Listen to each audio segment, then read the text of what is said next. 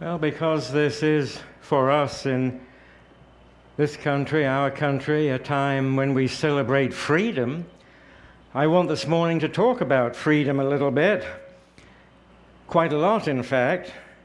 I'll mention the word lots of times because it's hugely important that we understand really what it means. Freedom as a concept has not been with humankind for its entire existence. But we know of some early examples of people who had a vision of what it might achieve. We think of Moses in our Old Testament. Moses, drawn forth from the waters, as his Egyptian name would have it, who drew his people from slavery, from bondage, into a vision of freedom that he had. They didn't all share it, but he had it. He saw that promised land that lay ahead. Just as hundreds and hundreds of years later, someone else in our own society saw that a promise of freedom himself. And I refer, of course, to Martin Luther King, whom I'll mention again in a moment. Moses had that vision, but it was a collective vision of freedom for his people. It took, a few hundred years later, a man called Paul to individualize that vision of freedom and suggest how individuals might enjoy it. I want to read to you a buried passage that we don't often come across. It comes from the second letter to the Corinthians. And Paul writes, "Now the Lord is the Spirit, and where the Spirit of the Lord is, there is freedom. And because for us there is no veil over the face, we all reflect as in a mirror the splendor of the Lord. Thus we are transfigured from splendor to splendor. Such is the influence of the Lord, who is Spirit." Now, what Paul does there is something rather amazing. First of all, when he mentions freedom, or liberty, eleutheria is the Greek word, when he mentions that, it's not just a simple freedom that we ourselves today enjoy in the supermarket, when we go in and we decide, choices, oh choices, are we going to have strawberry ice cream or chocolate ice cream? No, that's to trivialize the notion of freedom and of liberty, even though it's a small example of what it might do or provide for us. When Paul mentions freedom, when he mentions liberty, it's so poignant, because in his world he's talking to hundreds of thousands of slaves who will never know personal freedom in the literal sense.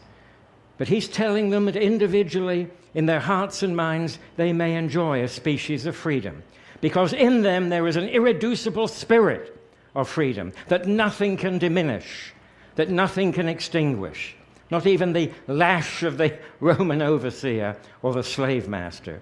They are free in their hearts, and he tells them this.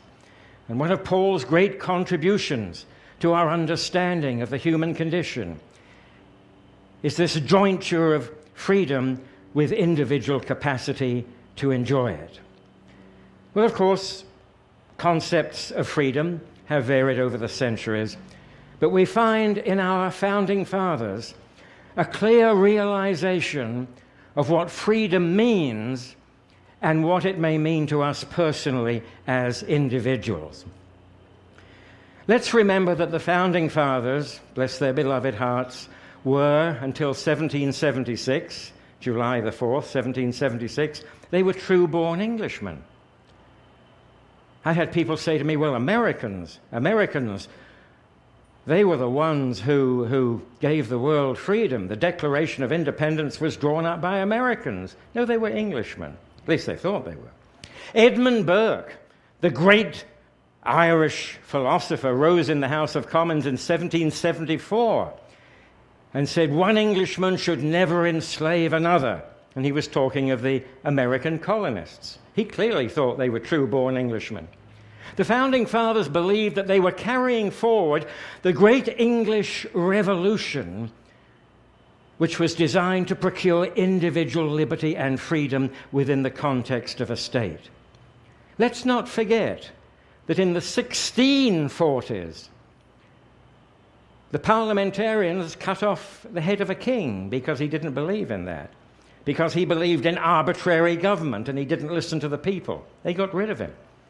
Who had a Bill of Rights in 1688? The English.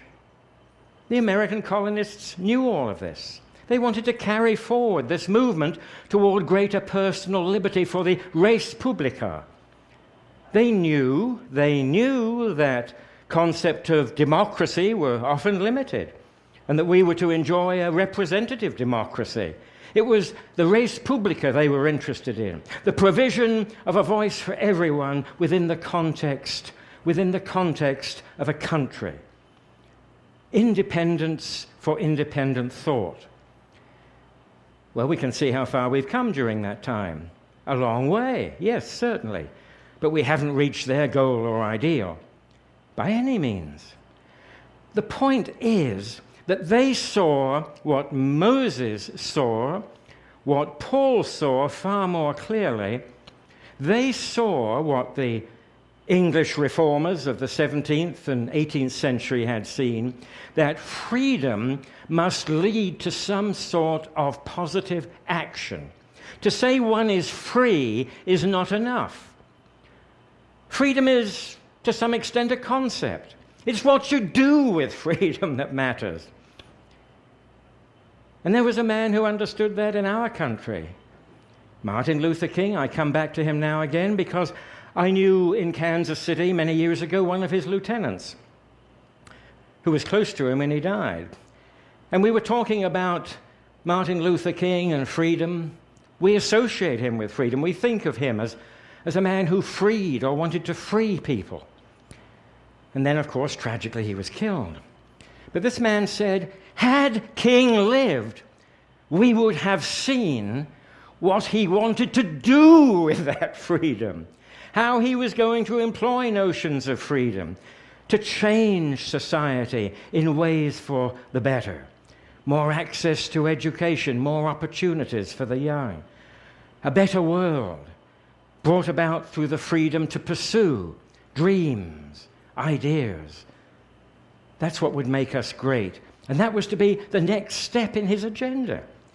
Because marvelously he saw, clearly saw, that freedom alone, marvelous as it is just an opportunity, a door to be opened, a key to be turned, an opportunity to be realized for us as individuals. It's not the state we should celebrate. It's our own individual freedoms that are so important to us, provide us with the opportunity to move forward. What is spiritual understanding and realization but continual transformation? We move from one state of understanding to the next, hopefully higher stage. We can use our freedom of choice and understanding to achieve that transformation. That's what's so amazing and so wonderful. And yet, of course, so often, as we all know, we forget how important the gift of freedom is. Earlier on this morning, I told the folks of an acquaintance of mine whom I knew many years ago.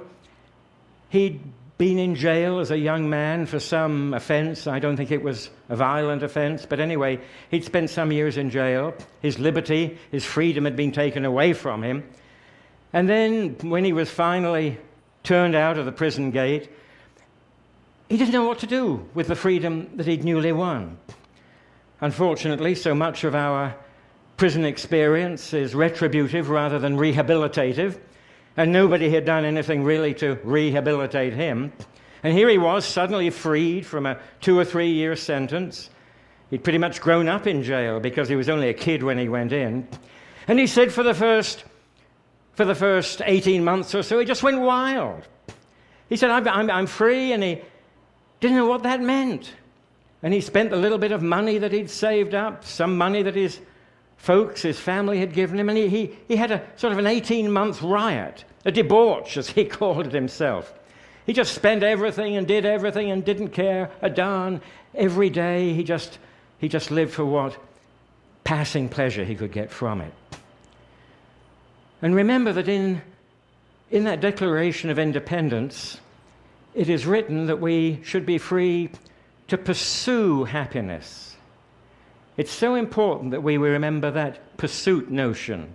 We are free to pursue happiness. It doesn't mean that we have it guaranteed or it's there for us. It's said, I believe, that Jefferson wanted to put life, liberty, and the pursuit of property. Well, anyone who's been to his country home in Virginia will realize that he had quite a good and well-developed sense of what property meant. It may have been Dr. Franklin, I'm not sure, who suggested that he substitute happiness instead. Franklin was a wise old bird. Did you know he never flew that kite, by the way? No, I'm serious. He had a little shed built, and he went back into the shed and he let his stepson fly the kite. Sharp as a needle, that guy.